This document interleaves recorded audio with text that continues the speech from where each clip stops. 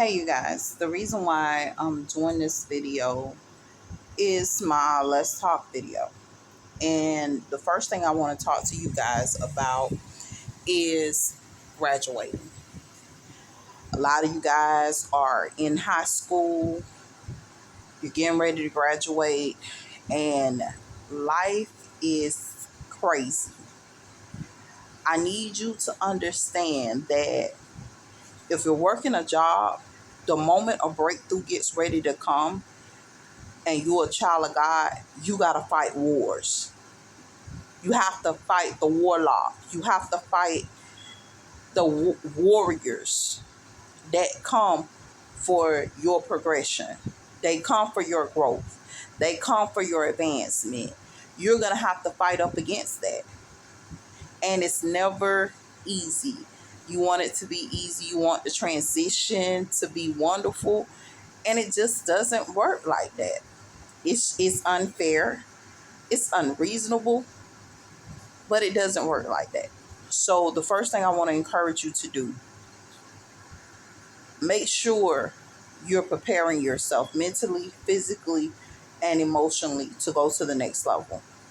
There are break periods where everything is calm, where you get that chance to grow in peace. These are actual, what we call, how was it in Egypt? Egypt had 7 years of blessings and advancements and growth, and then you go through those 7 years where there is no growth, no advancement, no nothing. Sometimes they're longer than that. So you may have 20, 25 years, 10 years, whatever, of advancement, and then you go through your famine season. Your famine season is the hard seasons, or whatever the case may be. And a lot of times, so hard seasons hit at the most unopportune time in life ever. But the one thing I come to encourage you to do is keep pushing, keep moving, keep doing what you have to do. I remember my son, his senior years and high school years, my daughter, high school and senior years, I was kind of in a bad place. And it affected them more than anything else. And I come to tell you not to keep your eyes on your parents, but to keep your eyes on yourself. Because I was in a bad place. I was going through so much. And because the love that they had for me, they went through with me. And it's horrible to say they had to pay the cost that I was paying already. They kind of got caught up in that. And I'm sorry that my son or you, if you're going through this, are going through that. But you're going to have to fight through. First thing I'm going to tell you, SAT, ACT prepping. Start ninth grade year. Do not wait until your 11th, 12th grade year. Start ninth grade year. As soon as you get out there, start on your SAT, ACT prepping, or any test prep that you have to take to get into college or to sit up there and finish school. Start your prep ninth grade year. So I'm going to prep. That's what I'm doing in the afternoon. If I can do it online, I'm going to do prep online. I'm just going to start preparing myself my ninth grade year to be ready to advance and to become great. So without those preps, you're not going to be prepared for those tests. So to prepare yourself for your SAT, ACT testing, and everything else that comes along, start prepping ninth grade year. I'm prepping my what? Ninth grade year. I'm not worried about anything else. Actually, you're going to be prepped your whole life because you should already be prepping in middle school, elementary, studying hard, working hard. Because this is what makes valedictorians, and this is what makes the honor society. And even if you did not do well your elementary, middle school year, you can do well in high school. One of the tips that I got was to actually finish school early. Now, I had a guy, he was like, why are you wasting your time in school? You're smarter than this. And he told me, he said, look, I can take you and you can do GED prep for your GED. Go ahead and graduate and then go to college. If you feel like you're smart enough, do your GED, go ahead and go to college. I could have done that. That's one way out. This is for the women who are having kids at a young age. This is for the young men that are struggling to maintain. Just go ahead and get your GED. Study for your GED. Get out of school. But those that can finish high school, do what you can. Try to complete everything early. A lot of you guys are going to be advised to dual enroll. Don't dual enroll. Finish school early. Don't do the dual enrollment. Pick up extra classes at the high school and finish early. A lot of people say, I don't want to do that because I lose my placement with my class. I lose it. You don't know that you're losing your placement with your class because you really don't lose that placement like they try to make it seem. So don't stress too much about it. What I really want you guys to do is start working on just completing high school. Just get high school completed. The reason why I say this, a lot of y'all doing dual enrollment and you leaving money on the table. Now, a lot of you guys weren't advised that you can almost get like $250,000, almost to $500,000 your freshman year with grants, scholarships, other programs that they have available your freshman year in school. So to dual enroll, sometimes it's not the best option. Although you will have associates by the time you finish school, to finish early is probably your best option. And a lot of people aren't going to say that to you. Another thing, your freshman year. So this is the thing.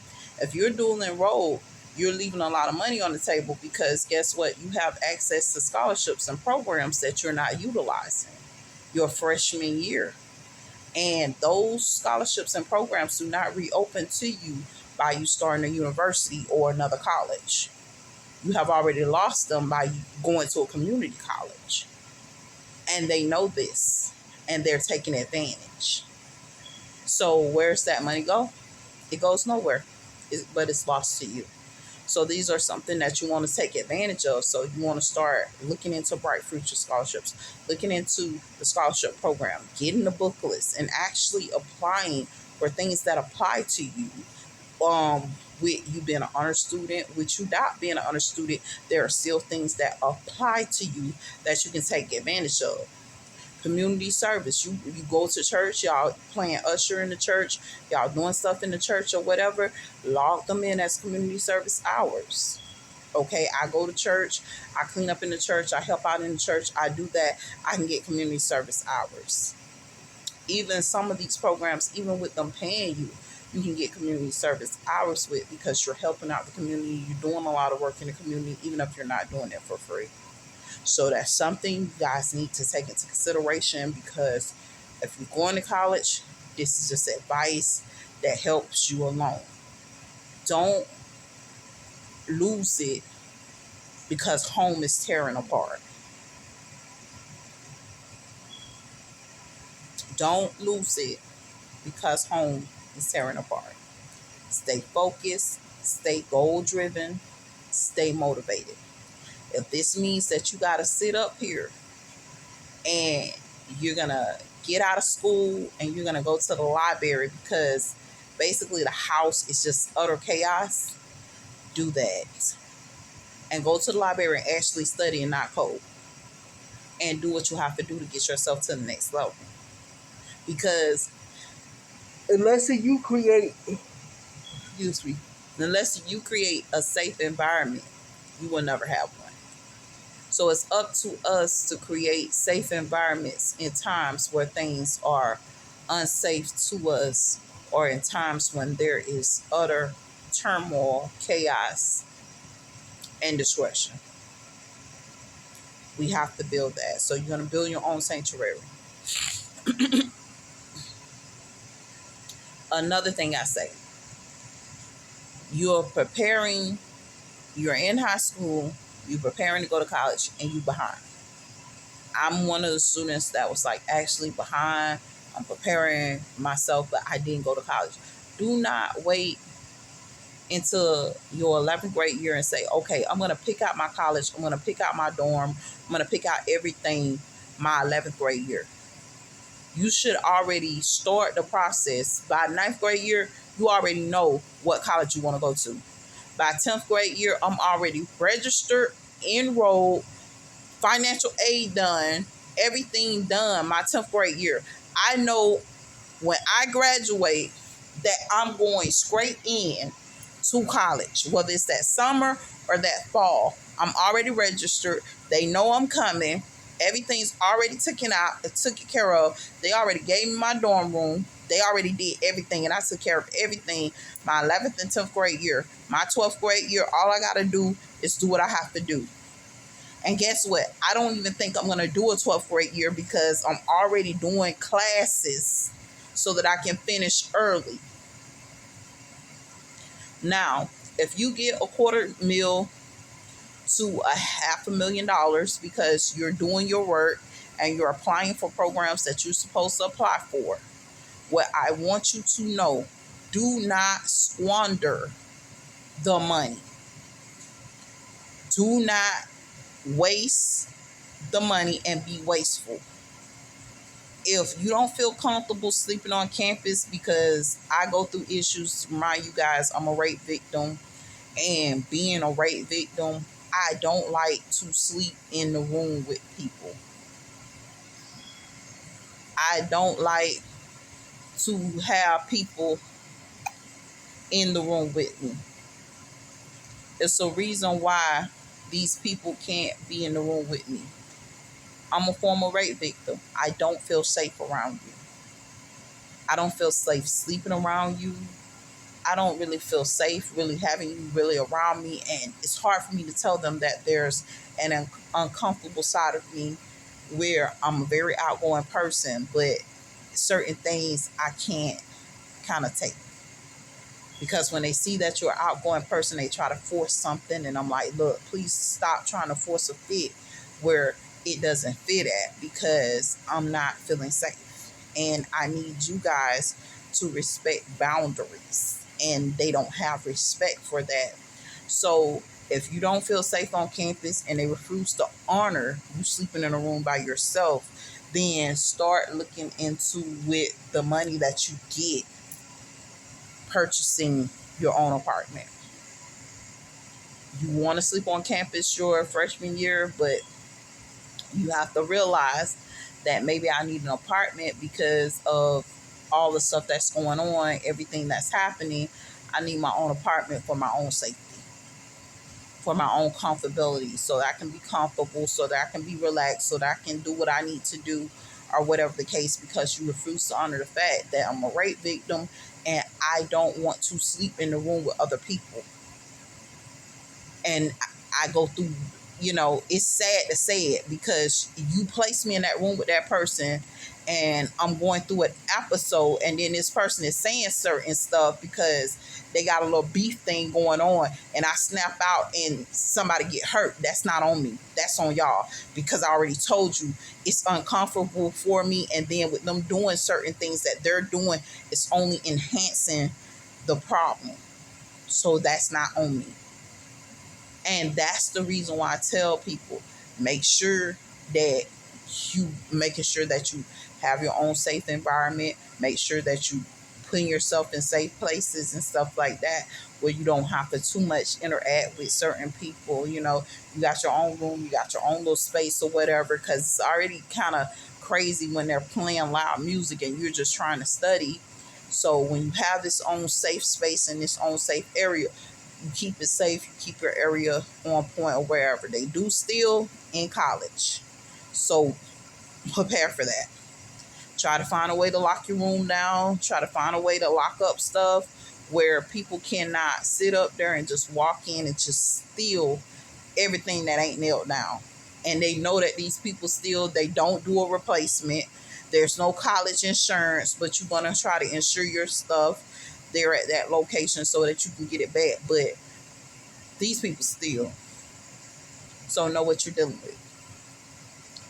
The next thing I'm going to advise you guys of,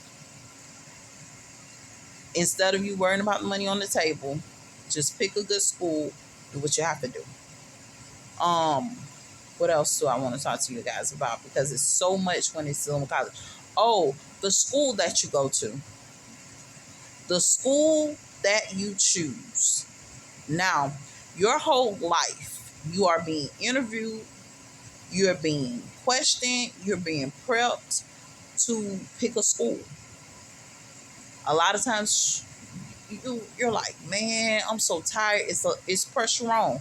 You got to study for your SATs. You got to study for your ACTs. You got to study to get good grades. You have to actually perform to actually get picked up by a college. So I expect, as you know, that you have to perform.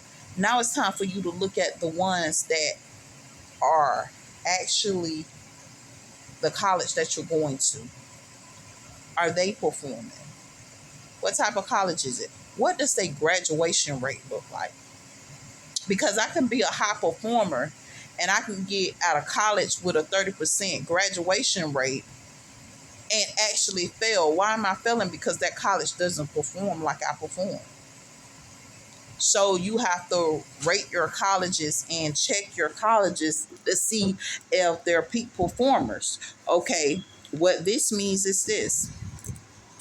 If you go to college and you pick a college that's 35% that don't care about you, they don't care if you perform, they don't care if you're doing good, they don't care about anything, basically you don't graduate.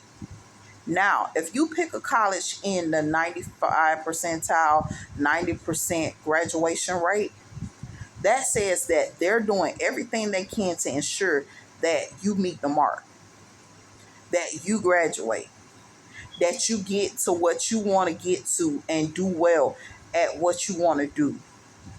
And everything is on your performance because they're willing to help you become a better performer. So this is what this says. If a high school gives them 100 students and they have a graduation rate of 90%, they're only going to lose 10 students. 10 students. Now, if you go to a college with a graduation rate of 35% or even 56%, that's failing anyway. They will fail you. And you will fail because they are a failure. And you have to prepare yourself to sit up here and say, okay, I need to be around a school that takes me seriously, that is interested in me, in my completion of my program, and it's going to ensure me completing the program instead of extending the program. I have seen people to stop certain people from graduating. They extend out the program ever so often, give extra credits, don't consult you about anything, does not tell you where you can advance, get more, or nothing. They is strictly for themselves. They receiving the money. They don't care if you graduate or not. The money's still gonna roll in. So when you start looking at colleges, start looking at grading that college. What's your graduation rate? How many of your students go on to be successful after they leave your school? Because you can graduate me at 95%, but that doesn't mean that you taught me anything in those years that I was there. So I need success rates. I need graduation rates. I'm a peak performer, and I need to be with people that perform and people that sit up there and show results. I have to represent results, and I want to be with people that represent results. As a student, have expectations. Even with the schools that we're going to. A lot of these high schools, they're not graduating their students at a 90% graduation rate. So if we're at a school that's not graduating students at a 95% or 90% graduation rate, maybe I shouldn't be there because you're failing my community. And I'm not talking about, okay, well, we graduate them and they can't go to an Ivy League college or go to an Ivy League school. And the reason why they can't go to an Ivy League school is because they're not on Ivy League level, because you ain't taught them nothing in those years. So you're not a top performer. You don't specialize in results. You are not the solution. You are part of the problems that keep us bound and keep us without. So expectations. Have expectations for the schools that you go to. What is this? What is that? Asking questions.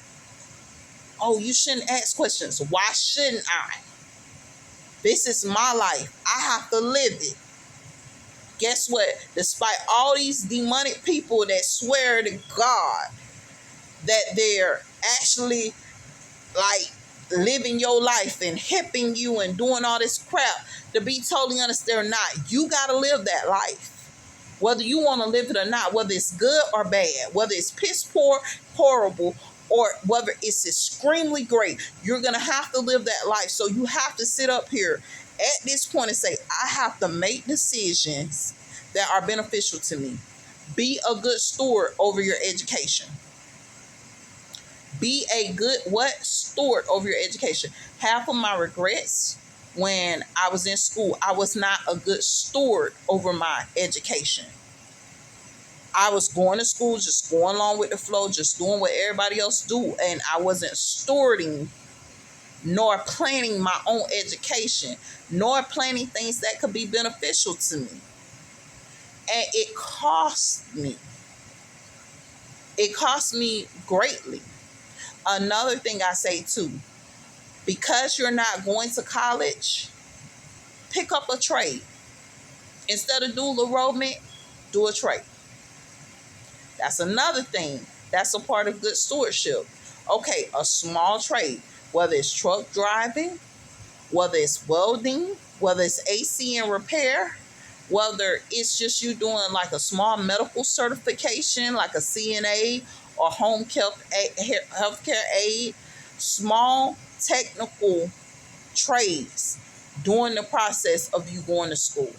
Instead of you going off to college, go to a vocational school, pick up technical tools so that you can kind of guide yourself and help yourself through life. A lot of people don't want to hear that, but it is a smart thing to do. Don't forget to actually grade the schools that you're going to. Elementary schools, they screaming, oh, we are a school. We are a material. When you get there, if you notice that they're not class A material, start looking for a different school to go to. Start looking for another place to go to. You go home and tell your mom, these people is not class A nor grade A material. They got the sign up saying that they passed they tests or whatever, they fast tests and their school tests and the grade requirement tests to go to the next grade. But at the same time, if you see stuff, if you see warning signs, start saying, Mom, I don't like it there.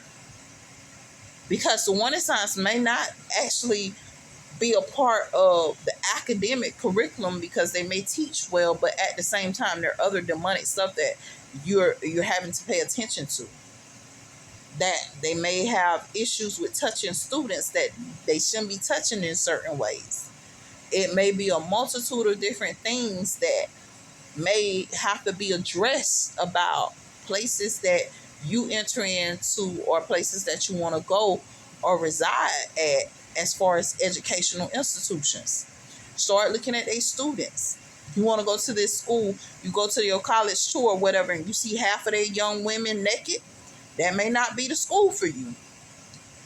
Because that's a thought process right there. So what thought processes are you persuading these young women with if all of them are half dressed on your campus? And none of them are really fully clothed. You see no young women fully clothed. I don't want to blend into that group. Show me who your friends are and I'll tell you who you are. Show me what school you went to and I can tell you what characteristics you carry. So picking schools are very important, because if your people are half naked, they can be successful, but at the same time, they're half dressed. It says something. It actually says a lot. Growing up coming from where I come from, when we sit up there and we talk about Adam and Eve being naked, it's a state of ignorance. It's a state of being naive. It's a state of your rights being taken from you and you being enslaved. So if I see this in a school, I'm trying to like pull myself back. Okay, they half naked. I don't want to go there. They girls don't know how to put on clothes. They guys don't know how to put on clothes. They run around here half naked. That's some hoism, if I ever seen it. And that's what they serve. Religious hoism, adultery, sexual immorality. Some of them serving that. I don't want to go there. Why? Because look, we could be asleep and end up enslaved by these same people with these same unrighteous, unmorable. They have horrible intentions. Their intent is so horrible that they don't mean for your progression. And now you're enslaved there, or you can't reach your next goal or your next level because it's like you're bound by these people from actually reaching success or reaching to a level of succession that you're supposed to get because you picked the wrong college. When you go do that college tour, walk through there. Pay attention. Hire their professors. Everybody ain't gonna show you their true face. They call themselves two-faced it, multi-faced it. They have multiple faces, multiple ways to persuade and deceive you. And some of these demonic faces don't have names to them because they have gotten rid of these names, because they no longer want to proclaim a name anymore, because the name leads to a casting out. So there are certain things that says that they're no name. They don't have a name. They won't even tell you that they're an army anymore, because you would cast out all of them. So you got to know what you're dealing with. So as you go and pick your school, pick a good school, grade them on their performance, grade them on what they're doing. Don't just fall for that, oh, we're a school, we have a 95% graduation rate, 90% graduation rate, and when you get there, you start seeing other signs that say that their graduation rate is 35%. Don't just fall for the fact that some schools may have a 35% graduation rate, but they're good at what they do.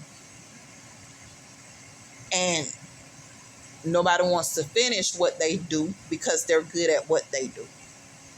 So you got to take that in consideration. Go see it for yourself. If this is a school you're interested in, look into it, but also look into their performance, look into their graduation rates, start questioning. If you're at 35%, why aren't you at a higher graduation rate when you're doing all this stuff to help these people? Something's wrong here. And you'll find that out after you get there. So know what you're dealing with. Be smart during graduation time. If you're just starting out, be smart at what you do. Know that you're going to go into the work field. Some of the challenges you're meeting in college, you're going to meet into the work field. And you need to know how to address them. You need to know how to work even when chaos is going on.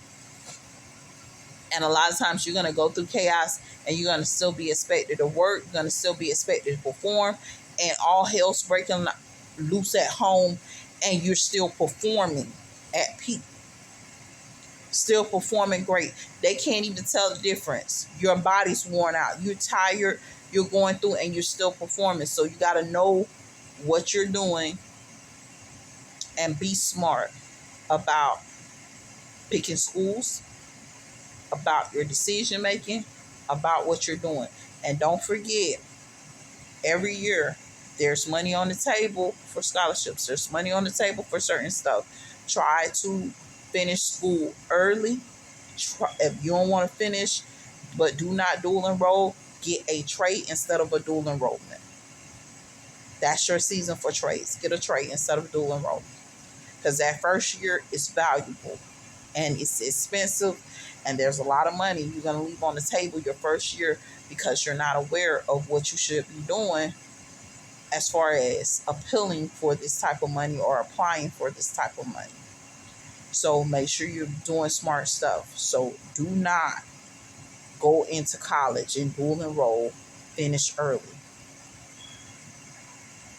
If you don't believe me, if you feel like, okay, well, what else could I do? Get a trade. Always do a trade while you're in college. Instead of dual enroll, get a trade. What I'm gonna do? Hair. You want to go sign up for vocational school to do hair. Guess how much money you can make in college doing hair?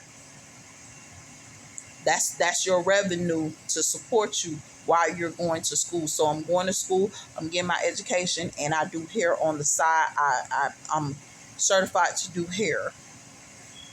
I'm certified to do nails. And this is what I do.